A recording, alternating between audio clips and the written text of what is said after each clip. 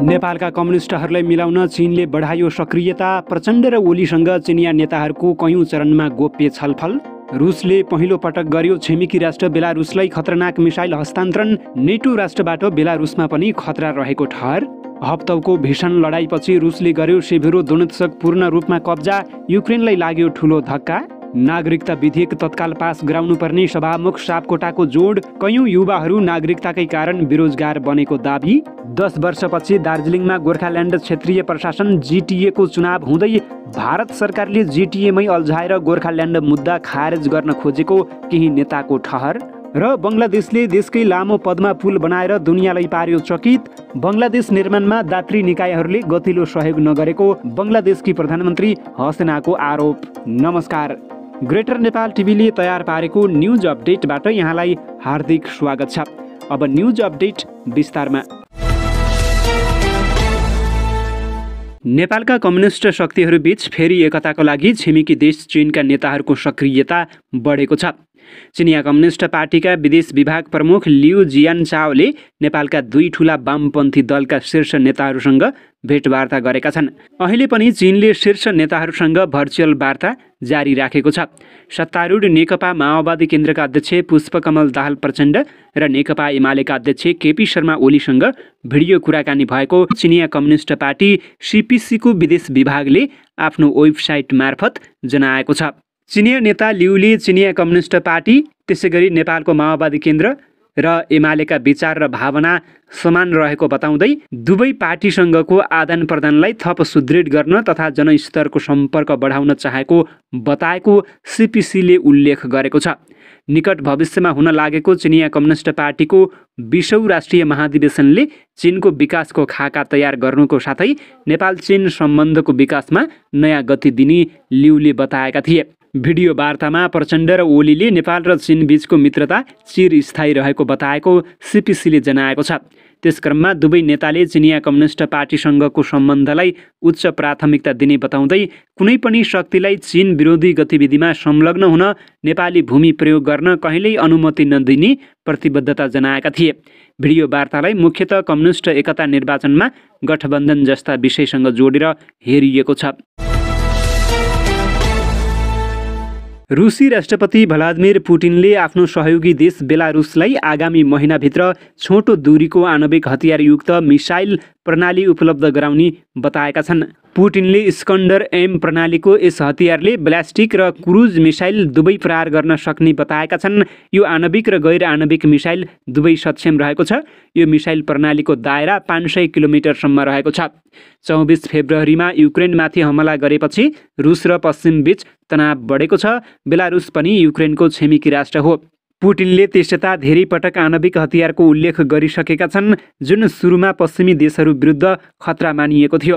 Saint पिटर्सबर्गमा पुटिनले रुसले बेलारुसलाई SU-25 लडाकु विमानहरू विकास गर्न मद्दत गर्ने बताएका छन्। अर्कोतर्फ युक्रेनका राष्ट्रपति भलोदिमिर जेलेन्स्कीले आफ्नो महत्त्वपूर्ण सहर सेभेरो दोनेत्स्कलाई पूर्ण रूपमा रुसले कब्जा गरेको जनाएको छ। यो सहर कब्जा गर्नुको अर्थ अब लुहान्स्क क्षेत्र वरपरको इलाकामा रुसको पूर्ण नियन्त्रण भएको छ। हप्तौको लडाईँपछि युक्रेनी सहर सेभेरो दोनेत्स्क अब रुसी सेनाले पूर्ण रूपमा कब्जा गरेको सहरका मेयर अलेक्सान्डर स्ट्राइकले जानकारी दिएका छन्। युक्रेनका लागि यो सबैभन्दा ठूलो धक्का हो। सहरलाई पूर्ण रूपमा रुसीहरूले कब्जा गरेका छन्, स्ट्राइकले भने। एजोट केमिकल प्लान्टमा रुसी गोलाबारीबाट लुकेका कयौं व्यक्तिले अहिले उक्त स्थान खाली गर्न थालेका उनले बताएका छन्। उनका अनुसार ती व्यक्तिहरूलाई चिकित्सा र मनोवैज्ञानिक सहयोग आवश्यक रहेको छ। यी मानिसहरूले आफ्नो जीवनको लगभग 3 महिना बेसमेन्टमा बिताएका छन्। यो भावनात्मक र शारीरिक रूपमा कठिन छ, उनले भने। रुसी र रुस समर्थक सैनिकहरूले एजोट प्लान्ट कब्जा गरेर त्यहाँ शरण लिइरहेका 800 सर्वसाधारणलाई खाली गरेका मस्कोलाई समर्थन गर्ने पृथकतावादीहरूले दाबी गरेका छन्। एक टेलिग्राम सन्देशमा पृथकतावादी अधिकारी आन्द्रोई मारस्कुले रुसी सेनाले अजोट प्लान्टलाई पूर्ण नियन्त्रण लिएको दाबी गरेका छन्। युक्रेनले अब छिमेकी सहर लिसिचान्स्कलाई राम्रोसँग रक्षा गर्ने जनाएको छ। प्रतिनिधि सभाका सभामुख अग्निप्रसाद सापकोटाले नागरिकता सम्बन्धी विधेयक संसदको चालु अधिवेशनबाट पारित गर्नुपर्नेमा जोड दिएका छन्। आइतबार बिहान काठमाडौँमा आयोजित एक कार्यक्रममा उनले नागरिकता विधेयक अड्किएका कारण आफू कहाँ दर्जनौं डेलिगेसन आएको समेत बताएका छन्। दर्जनौं युवाको भविष्यमा गाह्रो भएको छ, यही सदनबाट पास गर्नुपर्छ। 8वटा प्रतिस्थापन विधेयक पास गर्नुपर्नेछ उनले भने। प्रष्ट भाषामा भन्दा काम गर्न नपाएर उकुस मुकुस भएको थियो। संसदलाई जीवन्त बनाउने सङ्कल्प हामीले लिएका छौँ। उनले गुणस्तरीय कानुन निर्माण गर्ने बाहेक आफूहरूको कुनै स्वार्थ नभएको बताएका छन्। कानुन निर्माण गर्ने मात्र होइन, गुणस्तरीय कानुन बनाउनु पनि हाम्रो दायित्व हो, सभामुख सापकोटाले भने। हाम्रो कुनै स्वार्थ छैन, मात्र देशको सुशासन कायम गर्ने, कानुन निर्माण गर्ने मात्रै हो। आज दार्जिलिङ जिल्लाको प्रशासनिक निकाय गोर्खाल्यान्ड क्षेत्रीय प्रशासन जेटिए बोर्डको चुनाव हुँदैछ।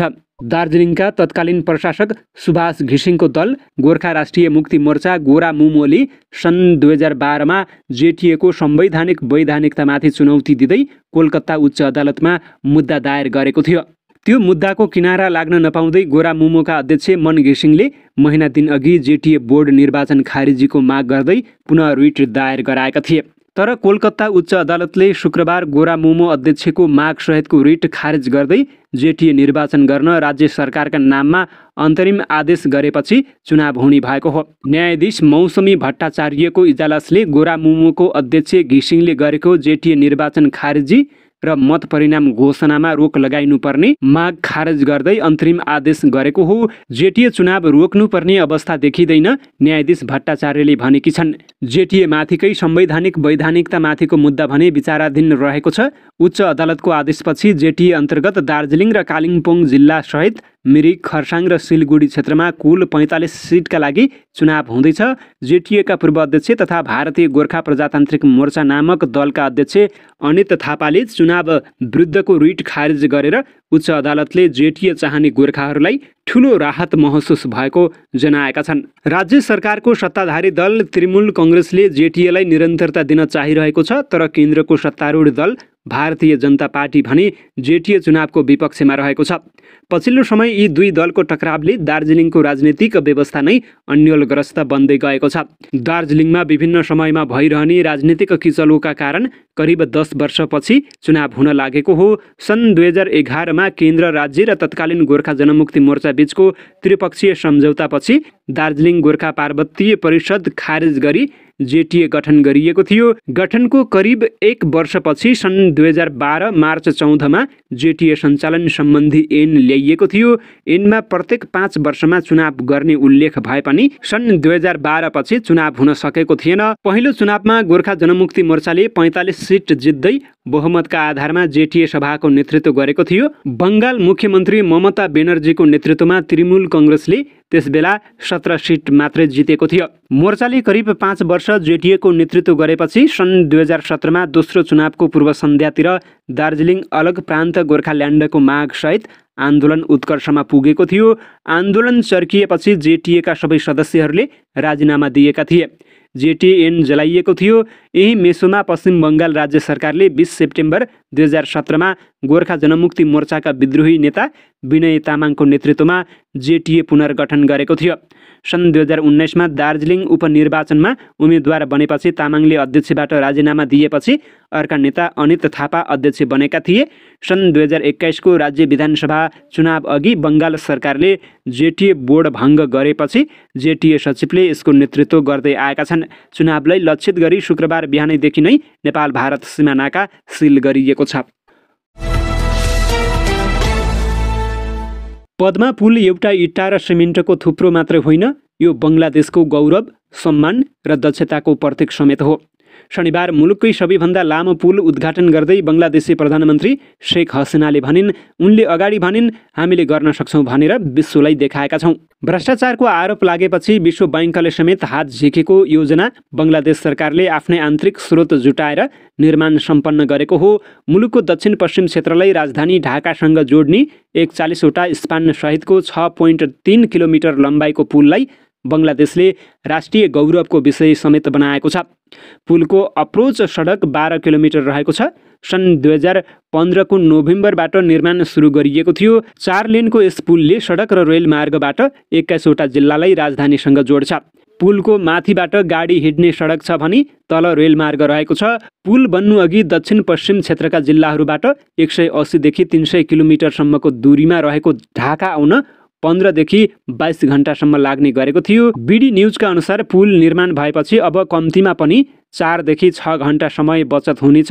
केही ठाउँबाट त अझै छोटो समेत पुगिने बताइएको छ। फेरी लगायतबाट करिब 2 घण्टा गाडी आवत जावत भएकोमा अब दैनिक 24,000 गाडी आवत जावत हुने बताइएको छ। झन्डै 5 खर्ब नेपाली रुपैयाँको यो योजना बङ्गलादेशको ठूलो परियोजना मध्येको एक हो। सन् 2015मा भ्रष्टाचारको आरोप लागेपछि विश्व बैंकले 1.21 अर्ब डलरको ऋण सम्झौता रद्द गरेको थियो। त्यसपछि एसियाली विकास बैंक र जापान अन्तर्राष्ट्रिय सहयोग नियोग जाइकाले समेत हात झिकेको थियो। त्यसपछि बङ्गलादेश सरकारकै बजेटमा उक्त परियोजना निर्माण भएको हो। सबैले हात झिकेपछि प्रधानमन्त्री शेख हसिनाको सरकारले नै उक्त पुल बनाउने घोषणा गरेको थियो। सुरुमा मुलुकका अर्थशास्त्रीहरू समेतले दाताको सहयोग बिना यति ठूलो परियोजना बनाउन नसकिने भन्दै शङ्काको दृष्टिले हेरेका थिए। केही मान्छेले हामी सधैँ अरूमै निर्भर हुन्छौँ भने, तर हाम्रा राष्ट्रपिता बङ्गबन्धु शेख मुजिबर रहमानले हामीलाई स्वाभिमानको महत्त्व सिकाउनु भएको छ। शनिबार पुलको उद्घाटन समारोहमा उपस्थित भएका नागरिकलाई सम्बोधन गर्दै हसिनाले भनेकी थिइन्। सबै नागरिकको साथ पाएकाले आफूले असम्भवलाई सम्भव बनाएको समेत उनको भनाइ थियो। तपाईहरू मेरो साथमा हुनुहुन्छ, त्यसैले असम्भवलाई सम्भव बनाउने साहस ममा छ, उनले भनिन्। विभिन्न षड्यन्त्रका कारण पुल निर्माणमा ढिलाइ भएको पनि उनले बताएकी छन्। शेख मुजिबुर रहमानको भनाइ उद्धृत गर्दै उनले भनिन्, कसैले पनि बङ्गलादेशलाई दबाउन सक्दैन, अन्तिममा हामीले जित्यौँ।